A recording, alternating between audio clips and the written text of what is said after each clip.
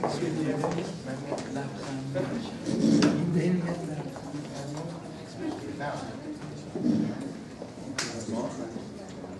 afternoon, everyone. Welcome to this lecture in the series that the Roshan Institute for Persian Studies and the Library of Congress have been having jointly. Most of the lectures actually took place at the library, and the last one scheduled for next week again at the library. But we're fortunate, I think, for those of you again who would not have been able to attend this lecture had it been at the library, that we're holding this one here. I'm Ahmed Karam, for those of you who don't know me. I'm professor of history here at the university, and I also am affiliated with the Roshan Institute and I'm the associate director for executive affairs. And it's my pleasure to introduce today's speaker, Dr. Wali Ahmadi, who is going to be talking to us about literature in modern literature in Afghanistan and its connection with the theme of our lecture series, which was the Persian book. If any of you don't know, the library has a magnificent exhibit on 1,000 years of the Persian book. It is still on. You still can go and see it. Is it until September 17th, Chris? I think it's September 20th, but Chris Murphy is hailing from the Library of Congress. Thanks for coming. And Gurab will be along in a moment. You can go and still see it, and this lecture series is essentially the academic counterpart to that. Now, back to our speaker today, Dr. Ahmadi is Wali Ahmadi, a native of Afghanistan, is an associate professor of Persian literature at the University of California, Berkeley. He actually started his career after getting his PhD from UCLA in 1997. Here, close to our neck of the woods at the University of Virginia, where I think you had a short stint, a few years at Virginia before relocating, it turns out permanently so far anyway, to University of California, Berkeley. He specializes in Persian literature, broadly speaking, with interest in literary theory, and also very highly developed interest in translation and everything that has to do with translation. He has a book titled Modern Literature of Afghanistan, Anomalous Visions of History and Reform, which came out in 2008. I think he has a book of Persian poetry in English translation. You can perhaps tell us at what stage that is later on. He has also numerous articles in various journals and book chapters. He has edited, issue of the journal and last but not least, he has lots of different translations from, and this is where it gets even more interesting, from Persian into English, English into Persian, Persian into Arabic, Arabic into Persian, and then Persian into French, and French into Persian, if I'm not mistaken. And so we are looking at a prolific scholar who's gifted in both literary criticism and actual work of producing actual literature in translation, which, as those of you who have dabbled in translation will know, actually is as original and as challenging and as creative as the work of original writing. So we're very fortunate to have Dr. Ahmadi with us. Please join me in welcoming him to our campus.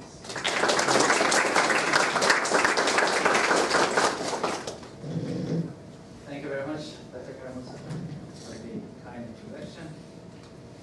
It is great to be here, of course. First time at this campus. And it's a wonderful opportunity to speak about the contributions of Afghan literature to the Persian book.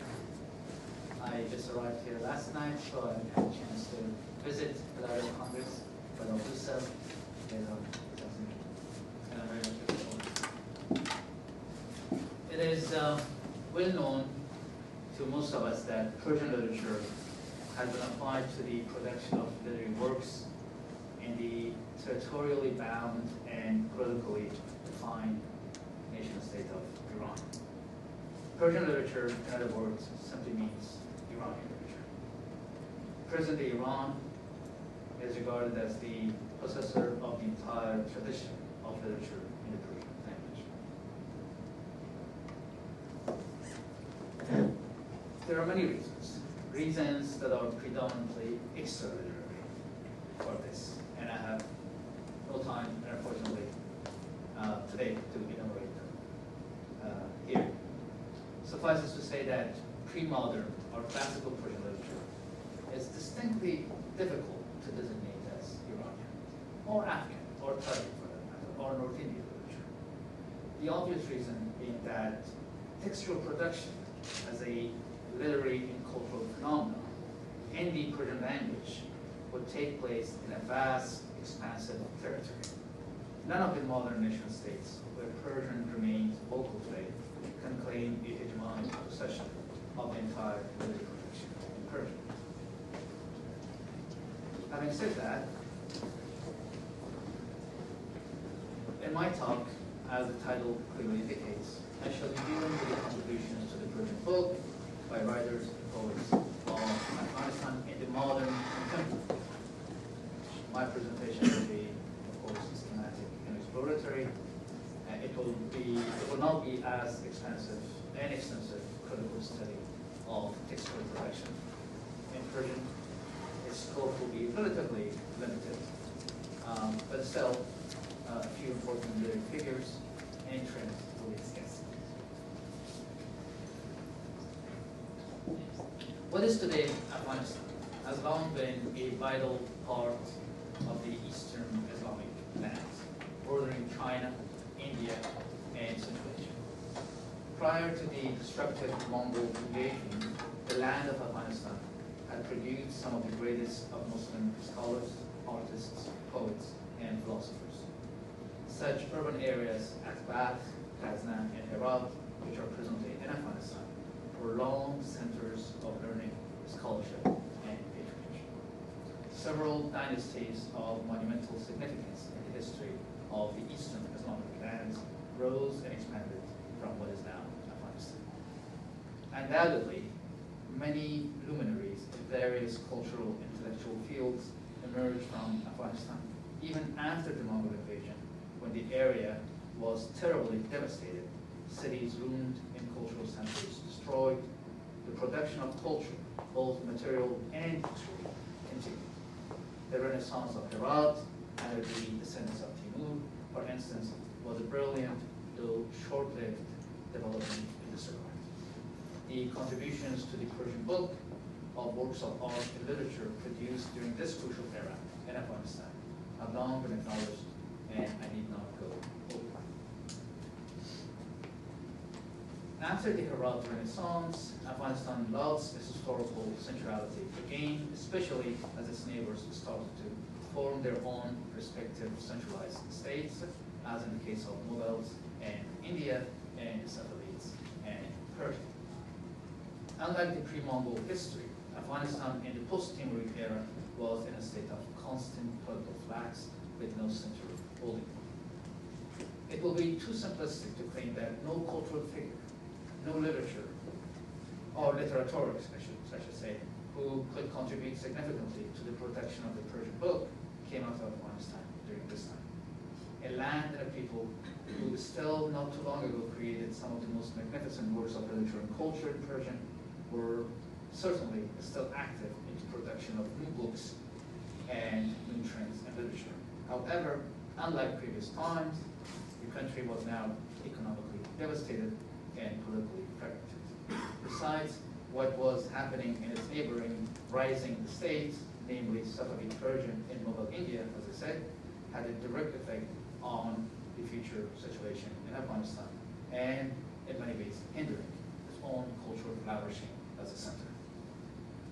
Afghanistan emerged as an independent political and national entity in 1747 when, after the murder of Nadir Shah Afshar by his own Qizilbash rivals, the leader of the Afghan contingent in Nader's army, Ahmad Khan united the Abdali Pashtun tribal leadership and proclaimed a new confederation. And he himself emerged as the new Shah, the Durre Duran, the pearl of the pearls. With Ahmad Shah, the Pashtun ethnic element exerted itself fully in the composition of the emerging state, a fact that still remains potent in Afghanistan.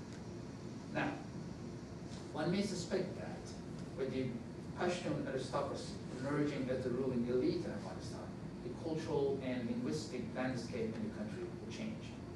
By extension, the contribution of Afghanistan to the Persian book could not remain as effective as it used to be. Nothing of this sort of development happened. Ahmad Shah wrote poetry in both Pashto and Persian. Historians agree that he wrote with exceeding facility in Persian. A lithographed copy of his Divan of Creative Works was published in 1960s by Peshawar University Press. He would invite poets to his court in Kandahar. These poets were predominantly writing in Persian. Nurul Aine, Waqif Lahuri, and Nizamuddin Eshad of Sialkot were such poets. Eshad composed a Shahnameh Ahmadiyya, dealing with the life and expeditions of Ahmad Shah. Persian remained the official language in the court as well as the language of the literati. Sufi and mystical subjects were the dominant themes in this era. Mian Faqirullah Jalalabadi, undoubtedly a Pashtun by ethnicity, wrote his treatise Qutbul Irshad in Arabic, but his Tariqul Irshad in Persian. Both texts are extant in manuscript form. Ahmad Shah's government was led by a Diwan-i or Ashraful Wazara, which is equivalent to a prime minister. Persian was the official language of the administration.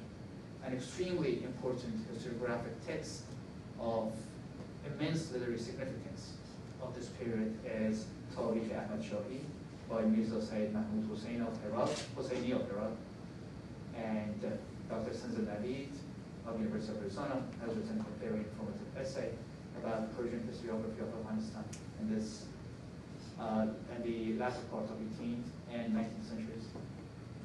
The position of Persian was further reinforced when Ahmad Shah's son and successor Timur Shah transferred the capital from the Durrani heartland of Kandahar to the decidedly more Persian city of Kabul. Timur himself was an accomplished poet in Persian and an ardent admirer of the poetry of Mirza Abdul Bidel.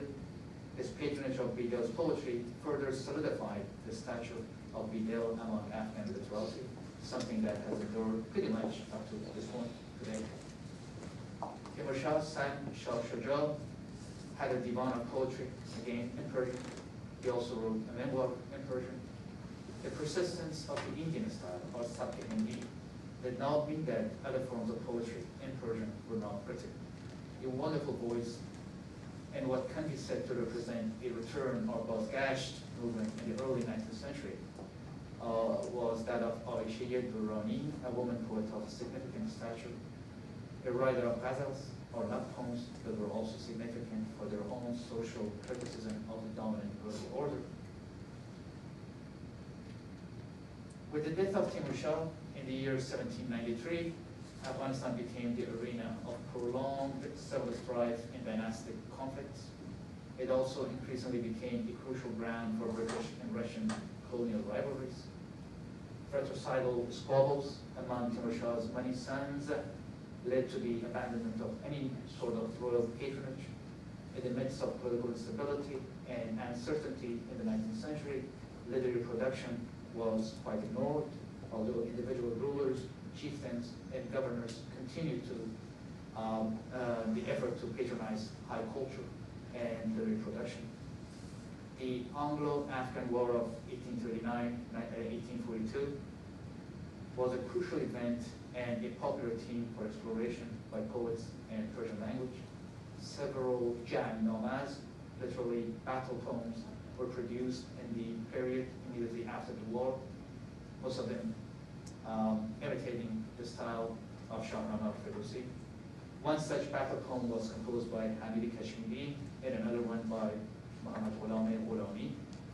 The importance of these texts, both for strict historical value of them, as well as for their literary merit, cannot be overstated. Dr. Kevin Schwartz, who is here among us today, he's an expert on these giant nomads. He has dealt with them as part of his dissertation. Until well into the 19th century, texts written in Afghanistan were across the border to British-ruled India for publication. It was during the reign of Amir Sher Ali, 1868, 1878, that for the first time lithographic printing was introduced in Afghanistan itself. The first newspaper, Shamsul Nahar, in Persian, a few books, a number of religious treatises and pamphlets, as well as some official proclamations were published, again in Persian, in Kabul. Sher Ali was overthrown in 1878 in the wake of the second British invasion of Afghanistan. After a period of political uncertainty, Amir Abdurrahman assumed power with direct backing of the British.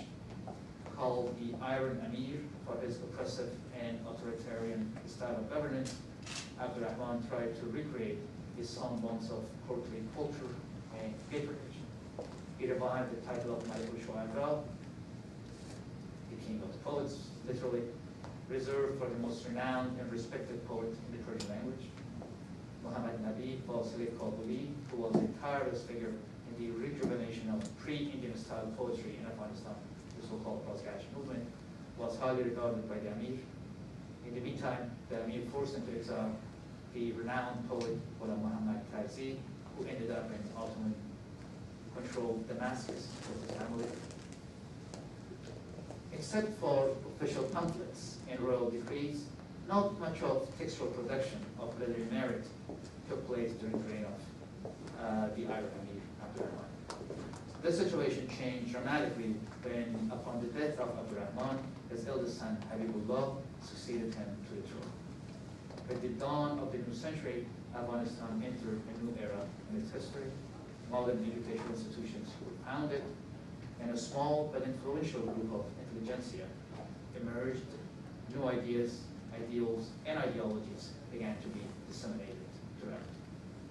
As far as the production of texts in Persian is concerned, the most significant cultural event of this period, the early part of the 20th century, was undoubtedly the production of the first regular newspaper in Kabul entitled Siraj al-Akhbar, the light of the news, edited by Mahmud Tarzi, the son of Hussein Ghulam Muhammad Tarzi, who had been exiled to Damascus under Abdurrahman IV.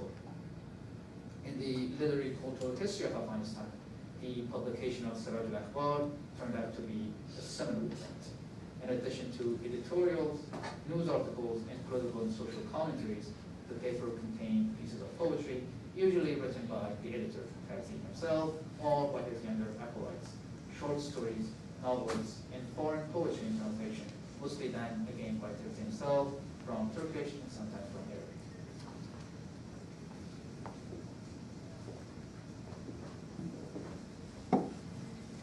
Not only the journal Siraj al-Akhbar, but also several of Tarzi's books of translation and original poetry were published in Kabul in the 1910s and 20s. The importation of modern print equipment from Europe greatly facilitated the publication of these texts. An accomplishment of great significance in the early 20th century textual production in Persian in Afghanistan was also undoubtedly the publication in 5 volumes of Haid Muhammadi, Khaldir Hazaraz, Siraj al-Tawarikh, the history of Afghanistan from Ahmad Shah to Amir Habibullah. This text of history had its own curious history. It was printed in 1913, 1915 in the Royal Print House in Kabul in limited numbers. In the latter decades of the 20th century, several editions, partial or complete, appeared in Iran and Pakistan among the Afghan expatriate groups. Siraj al-Tawarikh has been reprinted in Tehran by Ba'ath Publication in 1993, and a definitive edition has been released in Kabul 2 years ago, edited by Mohammad Sabar Mawlawi. The entire tome has been recently translated into English and published by Brill in Leiden in 5 thick volumes. The translations are done by NYU scholars Robert McChesney and Mohammad Bashir Khurrami. and historians have increasingly become aware of the importance of this indispensable work of history of Afghanistan. Mahmoud Tarzi's efforts to start a new chapter in the cultural life of the Afghans came to bear fruit in 1920s. In 1919, when Amir Habibullah was assassinated, his son Amanullah, who was married to one of Tarzi's daughters, claimed the throne. He immediately announced the total independence of Afghanistan from the British and started an ambitious modernization project.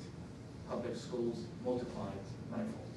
The incremental rate of literacy meant that more works of literature were now being produced and consumed. Amanullah, much more actively than his father, attempted to promote the Pashto language, but Persian still remained the dominant language throughout Afghanistan. Several newspapers started to appear in Kabul and the provinces, attracting many readers. Magazines of high caliber, such as Mu'arrikh-e-Ma'arif, later on changed to Awidi-e-Khan, and then shortened to E-Khan only, carried many articles and essays of a scholarly nature in the Persian language.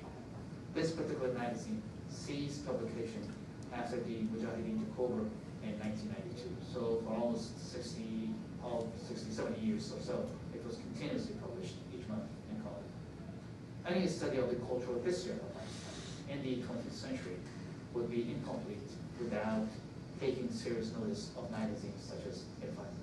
Similarly, any study of the production of Persian texts would remain incomplete without paying serious attention to the literary works produced in this era in Afghanistan.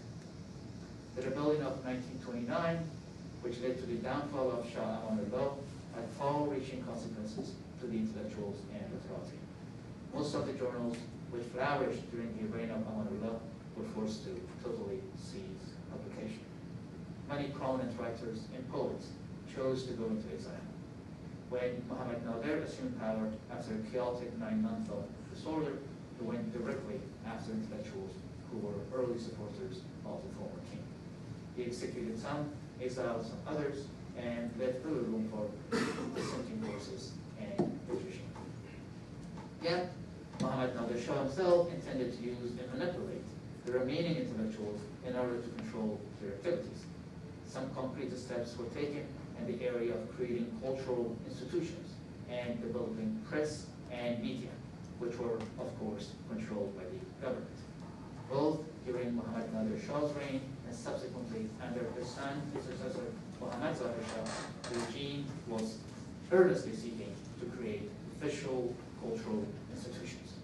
The Literary Society, Anjuman Adabi, the Historical Society, Anjuman Tarikh, and more important of all, Kabul University were founded.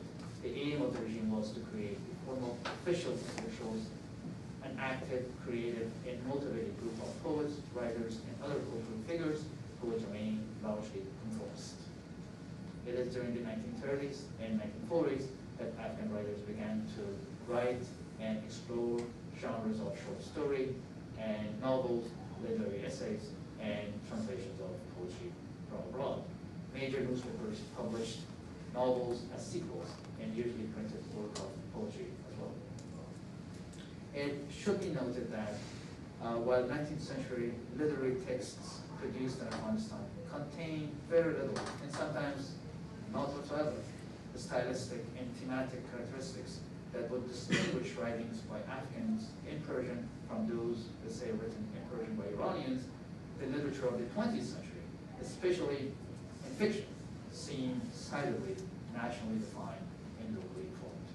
If nothing else, the settings of the works of fiction clearly indicated that the authors were Afghans and the intended audience was largely Afghans. I consider this development one of the symptoms of modernity in Persian. A Sana'i, a Attar, a Khabani, a Rumi, a Sa'di, a Hafiz, or a Jami can be read and equally appreciated by Persian readers across the Persian-speaking community. Even the literature of the 19th century, in some ways, constituted a unified enterprise. Not so the literature of the 20th century. In March 1963, the authoritarian power of Prime Minister Mohammad Daoud ended, a new constitution was drafted and put into effect, and the legal, largely free press was permitted to operate in Afghanistan. In the meantime, tensions with Afghanistan's neighbors, especially Iran, was somewhat relaxed. As a result, Persian books printed in Iran were imported at an unprecedented level to Afghanistan. Not only editions of the divans of classical poets, prose texts of medieval mystics, and historical texts, but also new modernist works by Iranian authors reached a highly receptive Afghan audience. Important and influential works of world literature, whether in good or in mediocre translations, not available in Afghanistan before, were also introduced to Iran. The quality of these translations, of course, very considerable. The spread of modern education, especially in urban centers, provided a huge reading public for these kinds of writings. The Faculty of Letters in Kabul University played a crucial role in rediscovering the classics of Persian literary tradition, as well as in the reception of modernist works. The faculty became the center of literary creativity and innovation. Its graduates, most of whom recruited as high school teachers, were instrumental in disseminating a new form of literature, Sherino, Dostoevsky, in Persian, and the larger intellectual circles. Popular magazines and journals devoted pages to the publication of such new writings. Obviously, for many Afghans who considered their homeland to have been, at least at some point in history, the center of Persian learning and scholarship, devotion to the study of textual tradition in classical literature continued to be perceived as vital. In this regard, I already referred to the journals such as Irfan as a highly successful scholarly journal published by the Ministry of Education. The Faculty of Letters in Kabul University, too, published a wonderful scholarly periodical in Persian called Adab. The Anjuman-e-Tarikh, or the Historical Society, published its own journal called Aryana, primarily in Persian. The contributions of these journals to the Persian book cannot be understated. It is never simple to date the point of origin of a literary movement, as we all know. When exactly contemporary literature in Persian in Afghanistan started? There is no easy answer for that. However, for the sake of convenience, I would like to consider the literary texts produced in the last 50 years to be generally part of contemporary literature. Texts produced within this time span have been so varied, so diverse, so multifaceted that one can hardly do justice by simply referring to some names and titles. Suffice it to say that, at least since the 1970s, the history of Afghanistan has been intrinsically connected with the events and developments of global context. The Soviet invasion of the country made Afghanistan the center of a fierce ideological battle between the Soviet Union and the United States, a dying system of state socialism under the command of an oppressive apparatus of party dictatorship on the one hand, and the rapidly globalizing late capitalist expansionism and imperialist adventures on the other hand. The People's Democratic Party and the Mujahideen forces were simply pawns to advance the interests of these two adversaries. The horrors of the Soviet invasion, the catastrophic and most uncivil civil war that ensued after the Mujahideen took over Kabul in 1992, the barbaric rule of the Taliban, Pakistani created group, the utterly disappointing rule of the US-invented and supported Karzai regime, undoubtedly the most corrupt of any government in recent history of Afghanistan, have had far-reaching consequences in every respect for the people, for the society, and certainly for the culture and literature of Afghanistan. Literature in Afghanistan in the past several decades have been revolutionized in every possible way. How could it not be? The mass exodus of Afghans, including numerous established and emerging writers and poets to the neighboring countries of Iran and Pakistan, as well as to Western capitals in Europe and America, opened up unprecedented opportunities for the literati to experiment with new genres, new themes, and new forms. A number of writers started writing, in some cases extremely successfully, in the language of their host cultures. Atif Raimi in French, for instance, or Khalid Hosseini in English. The refugee communities in Pakistan and India, especially during the inter-Mujahideen wars and Taliban rule, were very much open to the publication of various works of literary works in Persian, as well as in Pashto. Books that were formerly banned inside Afghanistan were now reprinted in Peshawar and disseminated openly. In fact, several writers' association and Jumane Medicine Degan were active in exile and were publishing numerous books of poetry, criticism, historical reflections, and political analysis of the Persian language. The case of Afghan expatriate literati in Iran was different. In the case of Pakistan, at least, where Urdu was the dominant language, Afghan writers took no claim and no interest in establishing for themselves a position within this dominant linguistic domain. They were very much working within the Afghan expat circles and writing exclusively in Persian or in Pashto or dialectal documents. In Iran and among the Iranians, even among Iranian literati, little knowledge of the position of Persian in Afghanistan existed prior to the forced migration of some 2 million Afghans in the wake of the Soviet invasion in the 1980s. That there were many poets and writers in Persian among these refugees was hardly noticed in Iran. Unlike the case of Pakistan, where Afghans were producing and circulating their works only among the Afghan expatriate circles, Afghans in Iran had a much more complicated challenge to face. Writing in Persian became almost an existential dilemma.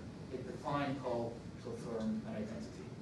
To write was to tell the Iranian audience that indeed we exist not only as unfortunate, unnamed escapees from a war imposed on us by the Cold War US-Soviet rivalry, but also as writers and poets, as musicians and singers, as calligraphers and painters.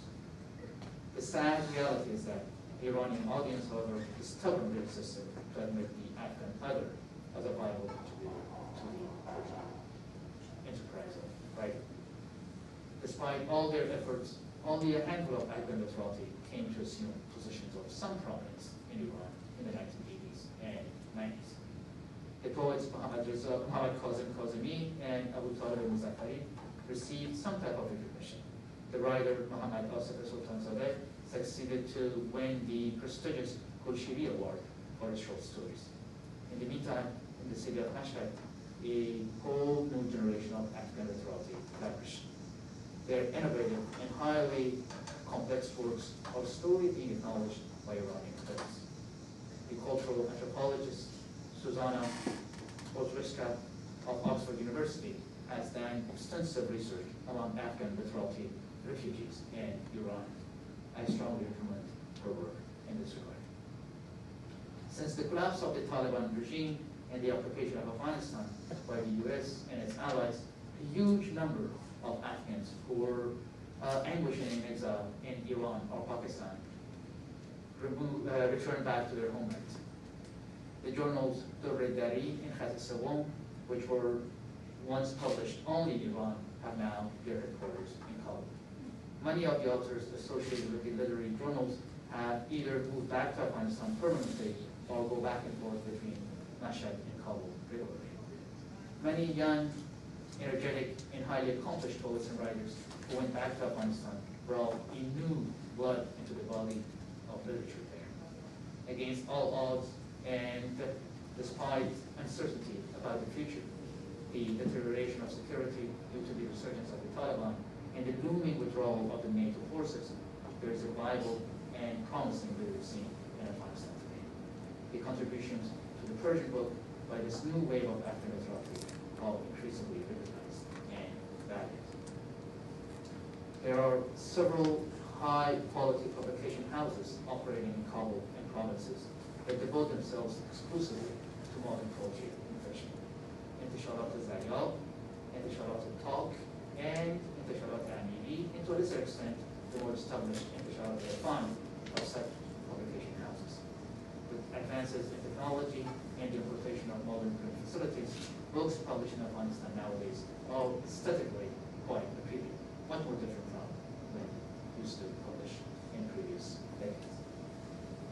I would like to finish my talk by suggesting that, barring any dramatic political upheavals in Afghanistan, there's a chance that more and more writers in Persian, whether currently writing in Iran or Tajikistan, or Persian expatriate writers from around the world, will find Afghanistan as a viable and well-suited place to publish their books. Of course, online publishing could affect this prospect. Nevertheless, already a number of Iranian writers and poets have bypassed the censorship prevalent in Iran and opted to publish their works in color. One of the latest of such developments is the publication of a recent and censored translation into Persian of Vladimir Nabokov's masterpiece, Lolita. So as you can see, a Canadian-based Iranian translator of a Russian author's book written originally in English and published for the first time in Paris finds a reputable publisher in color. This tells us a lot. Above all, the production of books in Persian continues to thrive beyond national and territorial boundaries that have long stubbornly resisted the broadening of the contours of production of Persian texts to as wide an audience as possible. This may sound a bit too optimistic. I understand that. But I would like to finish my talk with this note of, I would say, guarded optimism. Thank you.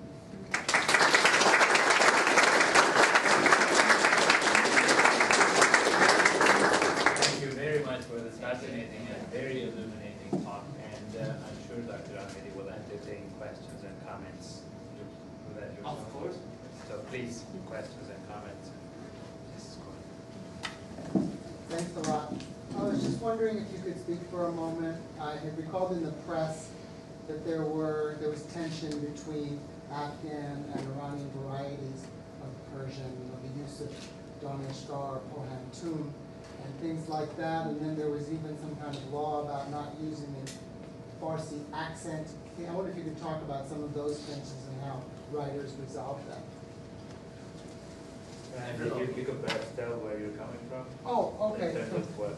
Yeah, well, I work at the Center for Advanced Study of Language, and we're interested in dialectology, the differences between Afghan and Iranian varieties of Persian.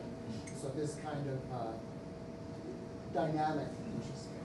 Well, first of all, I'm not really a linguist, but as we all know, a language prevalent in such a vast area naturally would have a tendency to produce different dialects. In Iran itself, I mean, to say that Iranian Persian, to me, is really not, I mean, I really don't like it because there are so many different varieties of Persian dialects in Iran as well. And so, of course, in Afghanistan. But your question is actually not a linguistic one, more sort of a political in a sense. In the 20th century, with the assertion of nationalism in Iran, especially at the time of Reza Shah and afterwards, in Afghanistan too,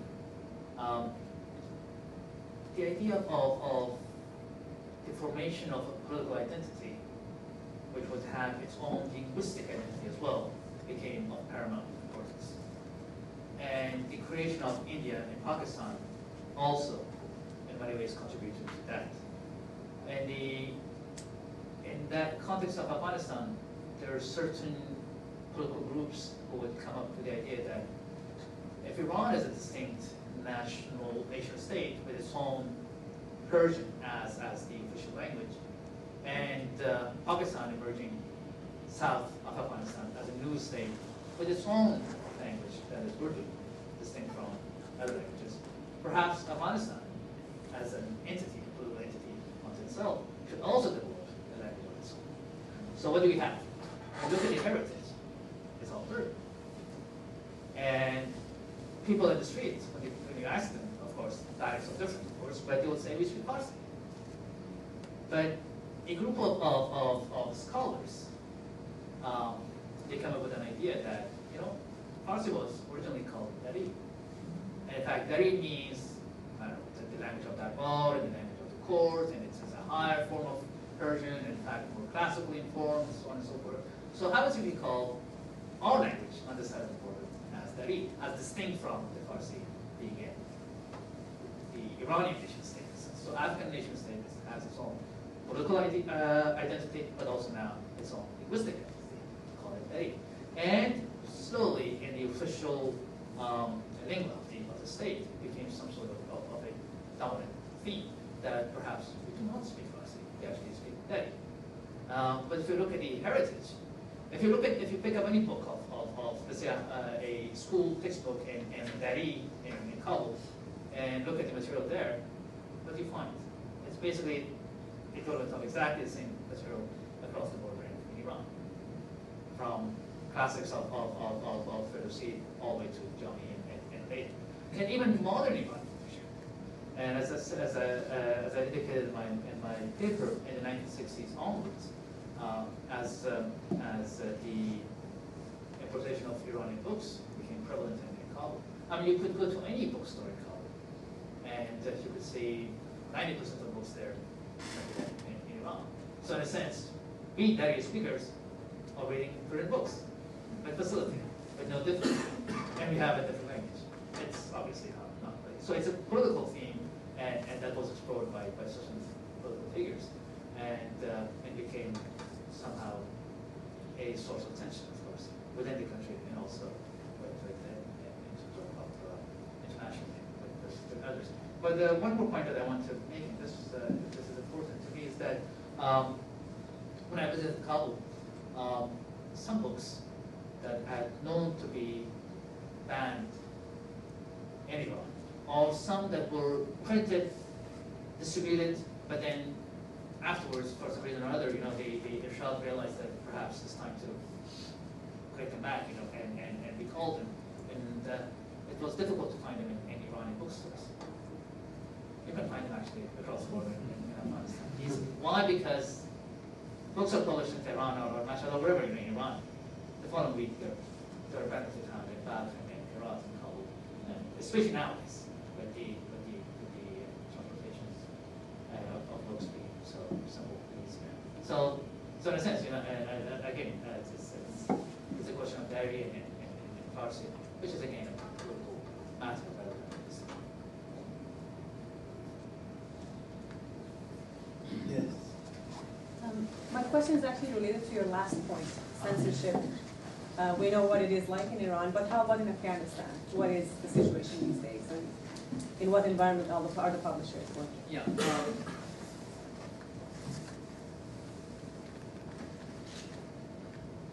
I'm pretty much aware of what's going on in censorship in Iran. Censorship is being, of course, exercised in Afghanistan too, but to a much less degree than in Iran. Nowadays in Afghanistan, you can write about any topic. Certain topics, especially of religious themes, could become problematic.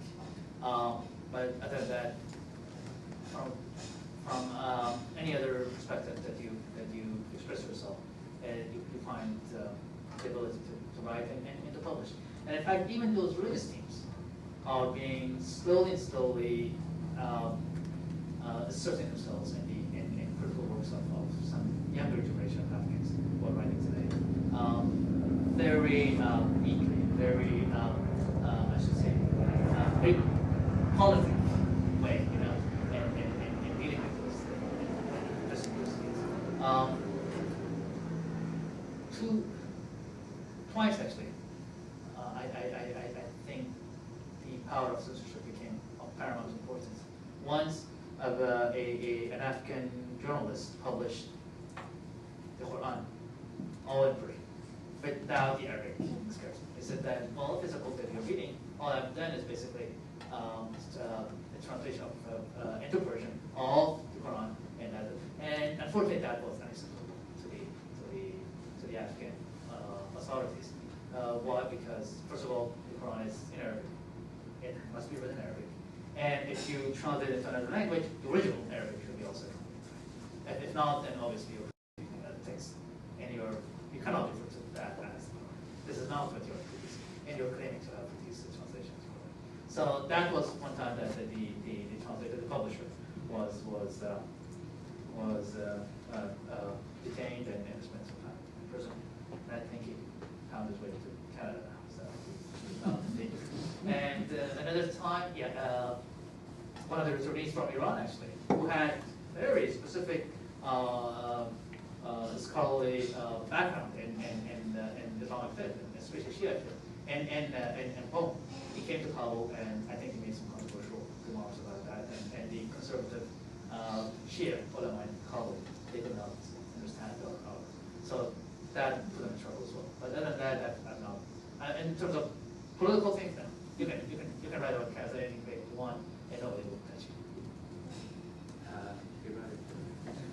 Hi there, I'm Hiran Dilawar from the Oh, Congress. very Nice to meet you. I just wanted to ask you a question about standardization, if you don't mind me asking. You know, in Iran, there's been a push in the last 100 years, and there's all these institutes and what have you that are in the business of creating a standardized form of Persian. And I know there have been some contacts with both Afghanistan and Tajikistan over this.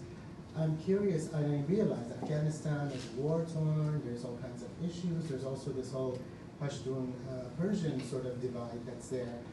Have there been any attempts at standardization of Persian, A, in the Afghan side, or at least an Afghan side of Persian? And then B, is there any communication or dialogue going on with the Iranian side or the Tajik side for creating sort of a standardization for at least modern Persian? Modern lingo, modern terminology, modern words that are coming in. Because as you know, in Iran, they're creating all these words for modern items. Great question. Not that I'm aware of, no. Because usually it needs institutional work, to be done, and a group of people who are interested in the topic to get together and work on such topics. Unfortunately, we don't see that in Iran today.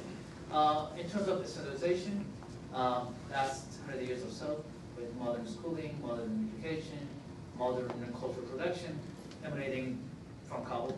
So you could say that, for better or worse, the Kabuli accent today is the dialect prevalent throughout Afghanistan.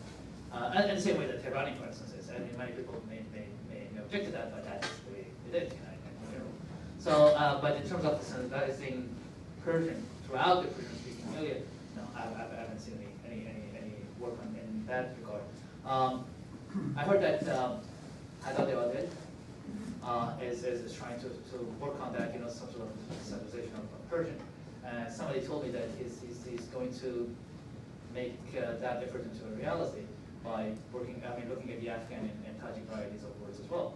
And my response was that as long as he remains the head of the Adel in that regard, I'm all for it.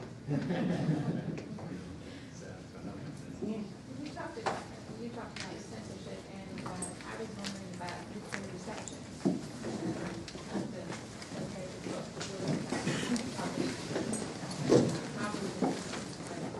Oh, very, very well. I mean, yeah, the audience is still limited. There are a certain group of people who would read it, and even in America, not everyone. But yeah, I would say very enthusiastic. Although limited, not because of any other reason, because I mean the nature of the work itself is that it cannot have a wide audience. It's not like when that books of that sort of stature are published, that's interesting. But yeah, it depends on the type of book that they do. It's not because of the censorship, but because of the limited number of people who would be interested in that kind of work. But all in all, I mean, it was well received, and in the circles, at least in college, as far as I know. What is the standards of novel and short story in modern Afghanistan? Is still poetry a prominent genre?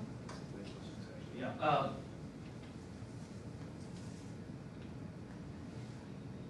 I would say poetry still is pretty much, especially because poetry and Persian tradition in general has had this tendency to, in very precise, very short, very brief manner, express basically a whole world. But increasingly, you see people not marginalizing poetry. Poetry is still prevalent, but people are looking into writing and exploring fiction, prose fiction.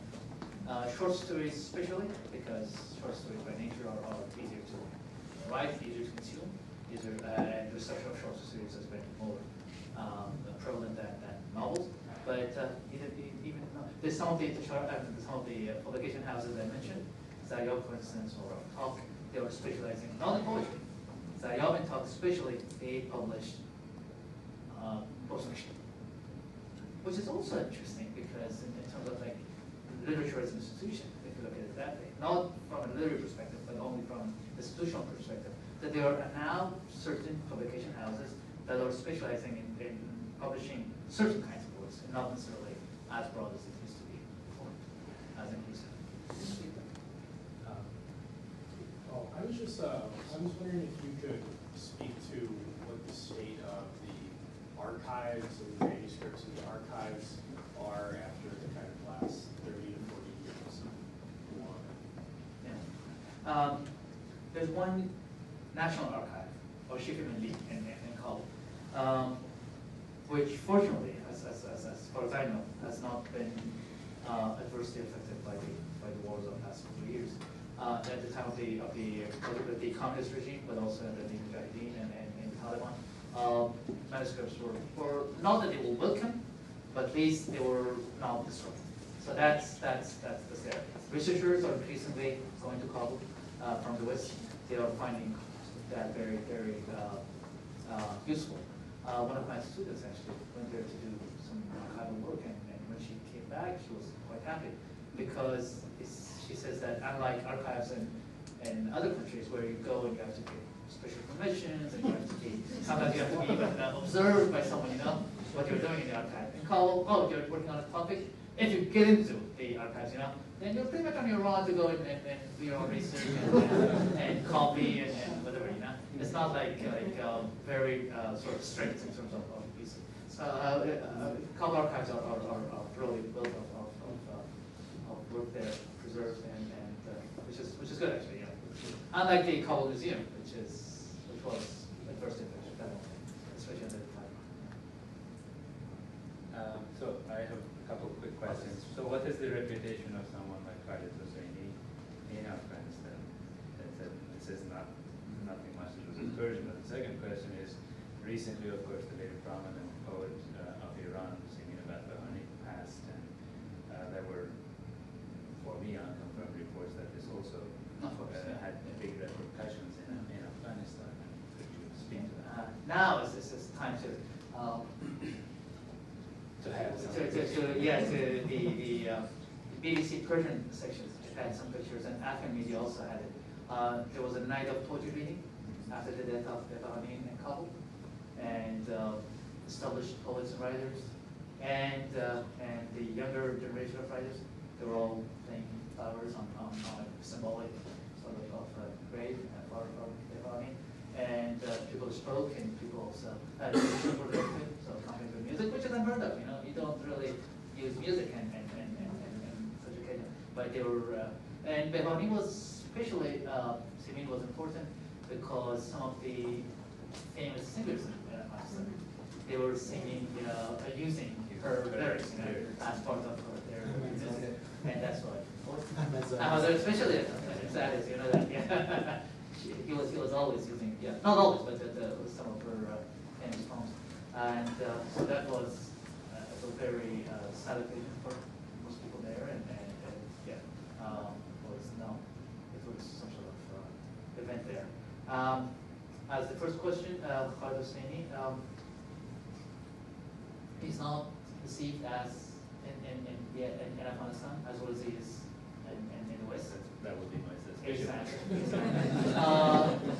Part of that because there are many writers in Persian and Kabul, and they have stayed there, and they've continued to write in there, and unfortunately nobody knows them as much, and they have not achieved that kind of recognition or contribution, even in the Persian media itself. So who's this person coming in, and start coming in and making such a prominent, assuming such a prominent place.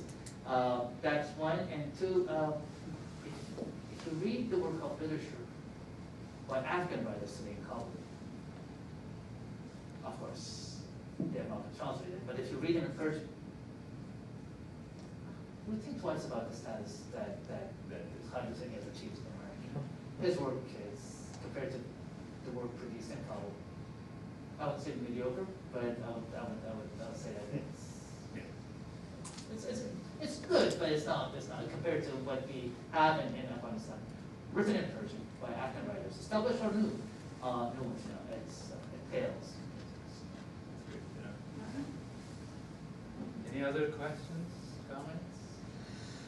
Well, if not, this has been a fascinating talk. Thank you very much. Very Pleasure. Please join me.